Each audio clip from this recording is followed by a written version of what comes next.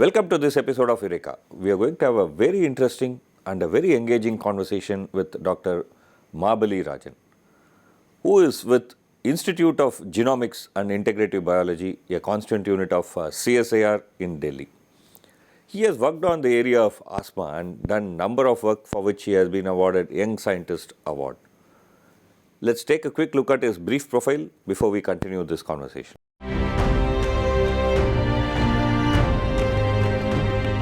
Air pollution is a major global concern today. It's also the leading cause of acute and chronic respiratory diseases. Common among them is asthma, which according to the World Health Organization accounts for about 250,000 deaths worldwide every year. It's estimated that 100 million people will be afflicted with asthma by the year 2025. Dr. U Mabalirajan is among the senior scientists who are working to find a solution to the problem of respiratory diseases. Currently a senior scientist in the Institute of Genomics and Integrative Biology in Delhi, Dr. U Mabalirajan is a medico-turned-researcher who did his MBBS from Dr. MGR Medical University, Tamil Nadu. He received his PhD from the Department of Medicine, All India Institute of Medical Sciences. Dr. Mabalirajan has to his credit the distinction of identifying the role of mitochondria in asthma. He used animal models to discover small molecules that restore mitochondrial dysfunction in asthma. His research team works to identify non-steroidal anti-asthma compounds. Dr. U Mabalirajan is recipient of several prestigious awards. Noted among them is the Young Scientist Medal for Medical Sciences given by the Indian National Academy of Sciences, Delhi in 2011. Thank you, Doctor, for being here. I mean, it's a very wonderful opportunity.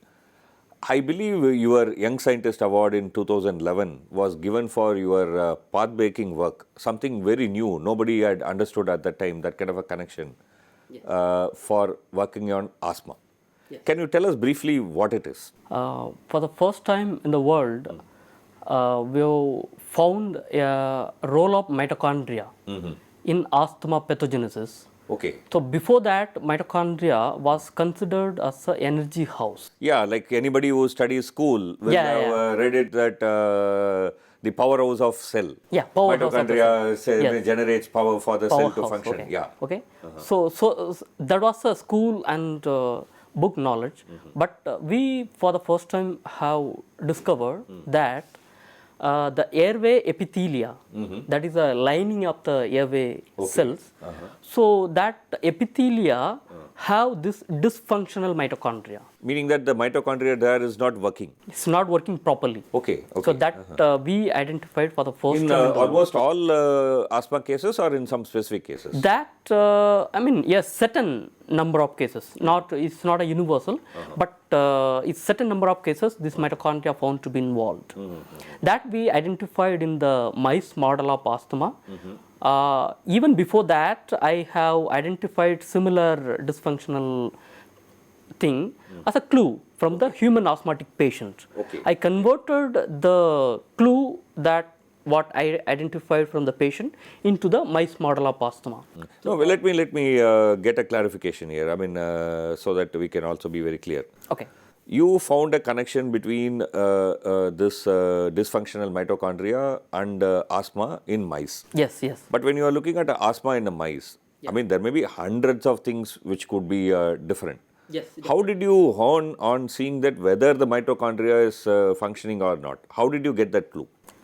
That clue, first we have taken the blood cells of asthmatic patient. In those cells, we identified this dysfunctional mitochondria. But later on, when we identify a similar dysfunctional mitochondria in the mice, we wanted to check whether it's happening only in the blood cells or in the main site of the disease is the lung. Okay. So we checked each and every cells of the lung, and finally we came out that in the epithelia is dysfunctional. Okay. Yeah, that kind of thing. So that's how, I mean, you found a connection between the mitochondria and the asthma. Asthma, yes. So what does it mean if you are an asthma patient? I mean, you have done a very interesting work. You have found that there is a connection. Yes, yes, yes. But then what does it mean if you are an asthmatic patient? Asthmatic patient in the sense, for example, asthma patient will have a difficulty in breathing. You know that nowadays the air pollution is coming in a bigger way, but ideally asthma is not a pollution induced disease. If you or me, we have a, if we have a genetic component, for example, if I have a dysfunctional gene, then only this pollution is going to induce asthma in my thing. Otherwise, this pollution may not induce asthma in a genetic asthma cases. But other than that, there is a occupational asthma. So where the pollution directly causes asthma, but if the pollution is reduced, asthma will disappear. Okay. So it's only during the time of during the time. So that is one set of asthma. So it means that asthma can be classified into two, the genetic and non-genetic. Non-genetic. Okay, so in the genetic, what you are trying to say is that the pollution is like somebody who is switching on a switch. Yes. If there is a power, then the light will come. Yes. If there is no power, then no light will come. No light will come. So if you are genetically not disposed to asthma, even if there is a pollution, you may not get asthma. Yes, you may not get asthma. Or you may get asthma which is only temporary. Temporary. Okay. It will go away. Okay. You have done this work where you have found the relation between dysfunctional mitochondria and asthma. Yes. So what next? What next in the sense, now our lab has taken a big efforts.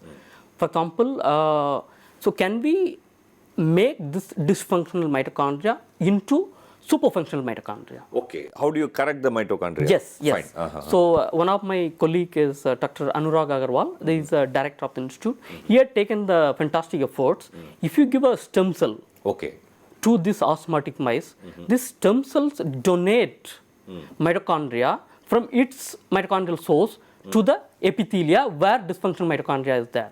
Okay, so you mean to say that some kind of a genetic correction to a genetic disorder?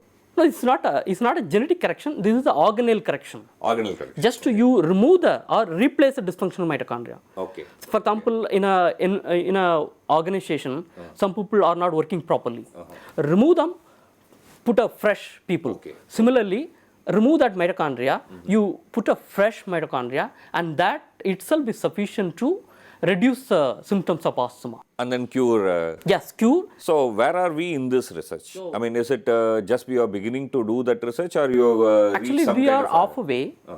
We have done all the preclinical studies in the mice models, and Dr. Anurag has taken big efforts to convert this knowledge into the clinical studies. Okay. So that is in the process.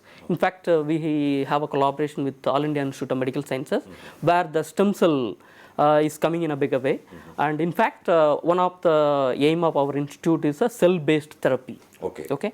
Select the patient.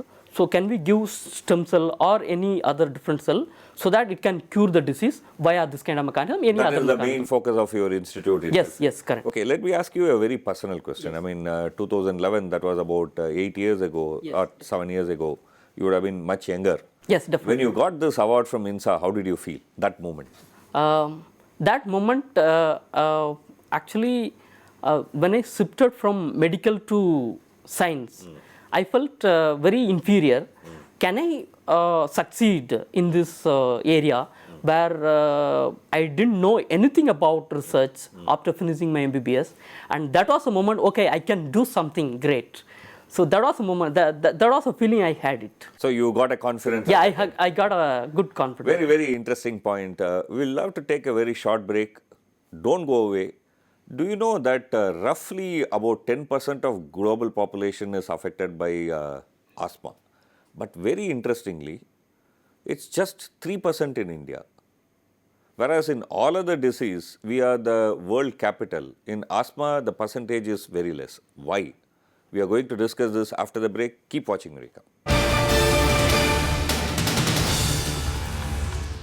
Welcome back to Eureka, and we are having a very wonderful conversation with Dr. Mabalirajan, who is with Institute of Genomics and Integrative Biology, a constant unit of CSIR in Delhi. This is very surprising. I mean, you take any disease, I mean tuberculosis, you take blindness, you take hunger, we are the world one. Yeah. But whereas if you look at asthma, the statistics say that internationally the percentage is about 10% of the population. But whereas in India, it's only about 3% who are affected. Why? I mean, is it some way we are living in some kind of a clean air, which doesn't seem to be the reality. So why do you think we are having less asthma in India? Yeah, actually that's an interesting question. To answer this question, I have to take a help from the immunology, basically. What happens in immunology, there are two arms of immune response. One is a cytotoxic arm, another one is a helper arm. Okay, and cytotoxic arm is only for the viral diseases kind of thing. And in the helper arm, there are two further sub-arms. One is a Th1, that is a T helper cells, and another one is a Th2. Okay, and this Th1 is important for the infectious diseases like tuberculosis, and the Th2 is important for the asthma and other worm infestation and all. But in case of abroad, for example, in the United States, whenever people have a small fever or a small cough, immediately they go to hospital, they take a medicine. Okay. So as a result, even a mild infection is cured completely. So they are not allowing to develop Th1. So Th1 and Th2 is like a balance. So it's like, for example, if you don't do exercise, your muscles won't be toned. Correct. So if you are not given some slight immunization, immunization. I mean, if you are not allowing you to be infected slightly, your immune system doesn't, it becomes dormant.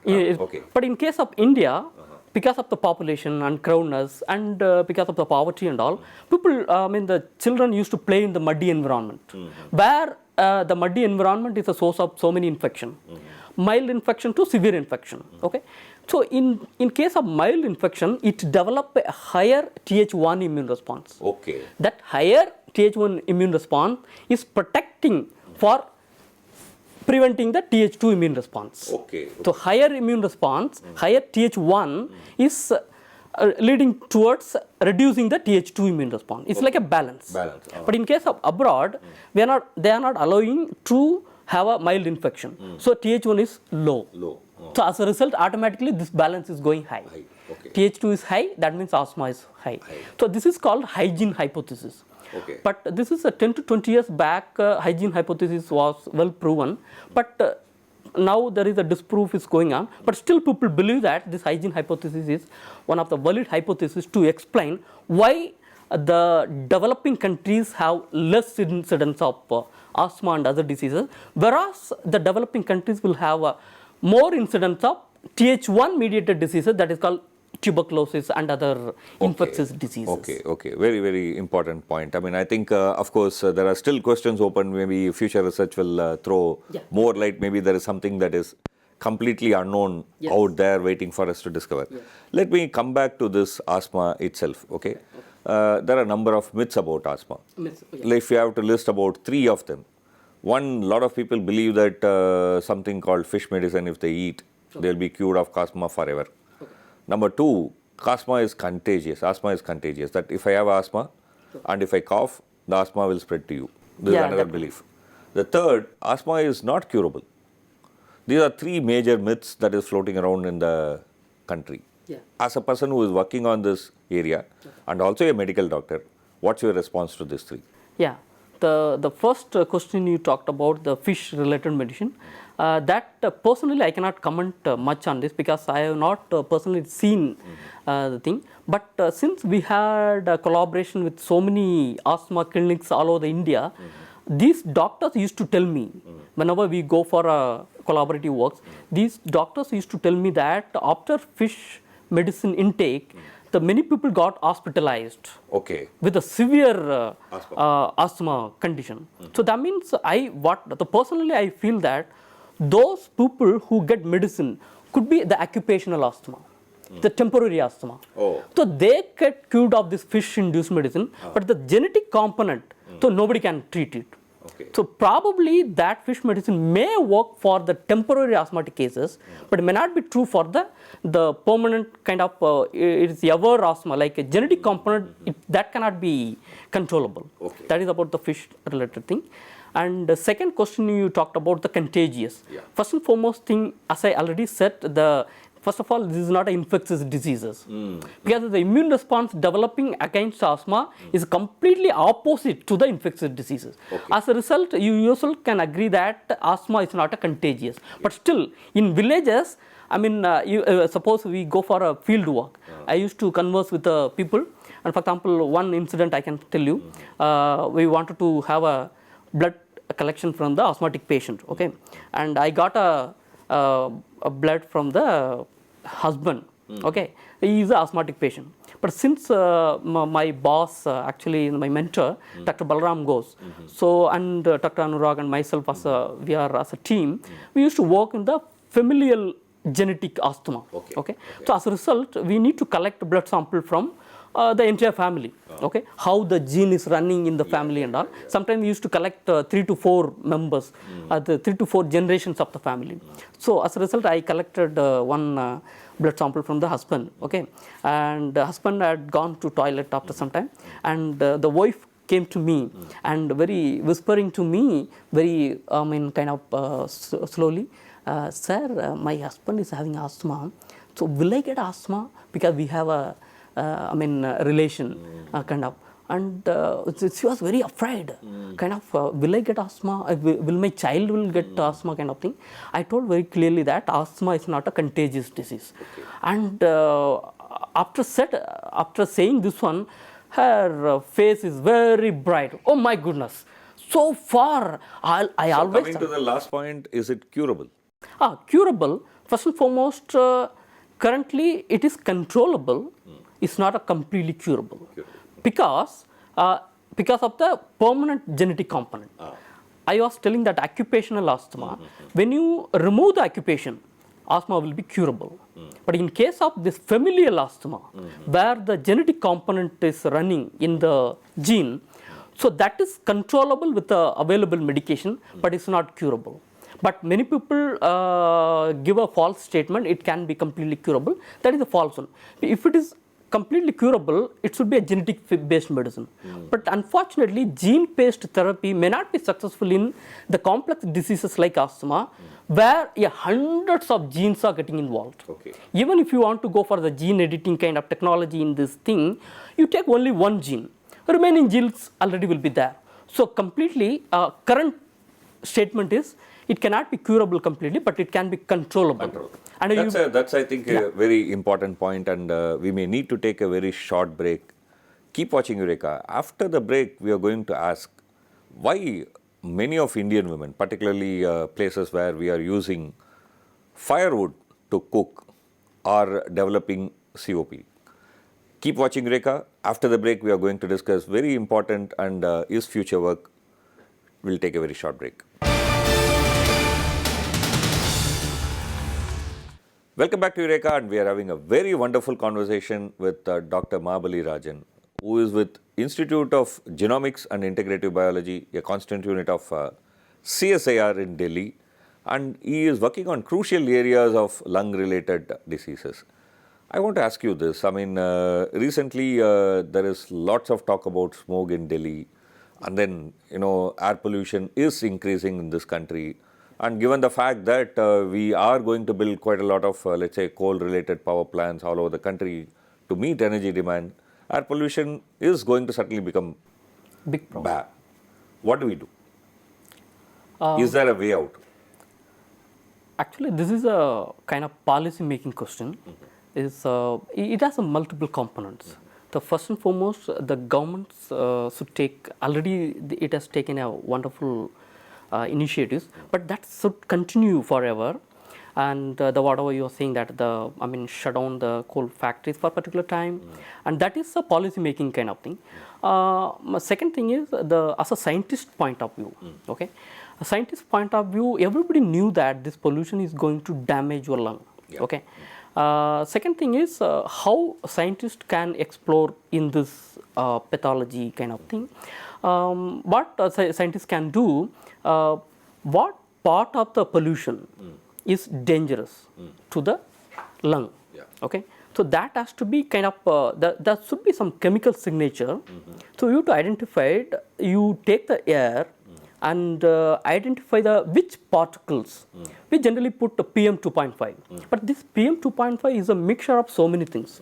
Contain NO2, CO2, carbon monoxide, many other things. So we need to find out which portion is responsible for the lung damage. That is one part. That's what I think recently one of my colleague, Dr. Sauvik Methi, circulated one paper, how a atmospheric chemist can help in reducing pollution mediated lung damage and all. So that is a fantastic approach. Second thing is, even you do a number of preventive measures, but still there will be some kind of pollution will happen. Okay, that we cannot avoid, okay, because of the so many other things, vehicular kind of thing. So from a scientist point of view, so can we create a firewall? For example, there is a threshold bar. Okay, for example, you have a tendency to develop asthma, or somebody will not have a tendency to develop asthma. So can we raise the bar? Okay. Even pollution is increasing, but can I increase my immune bar? So how it can be done? That kind of approaches. For example, let pollution can damage your lung. So let our immune system will fight against this one. So that kind of efforts can be taken. So that will be done only you find which portion of the air pollution damaging the lung.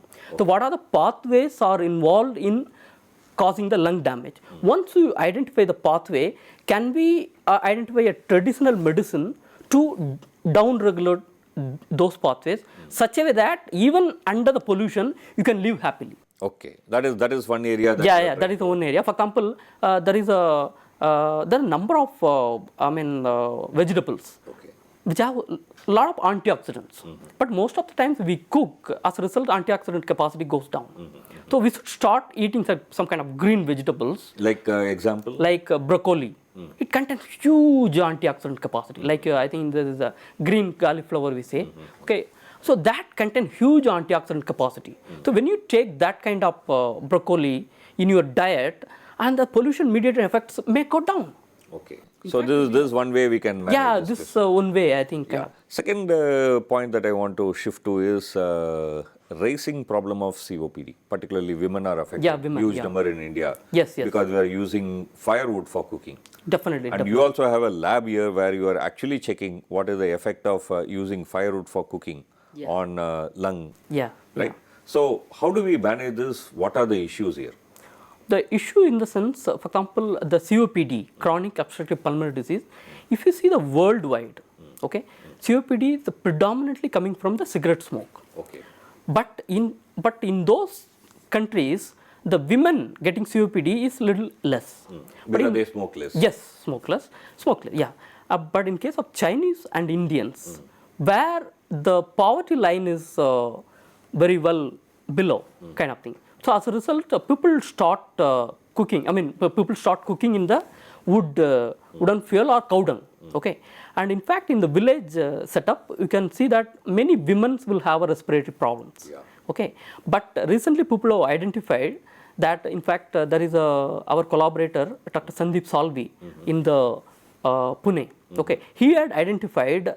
This village women get COPD because of this wooden and cow dung fuel induced smoke exposure.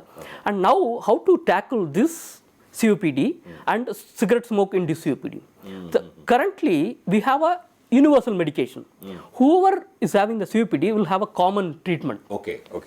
But we do not know what is the biochemical component difference in the biochemical component in the cigarette smoke, because cigarette smoke contains approximately 6,000 chemicals. Among them, approximately 600 chemicals are, mutant.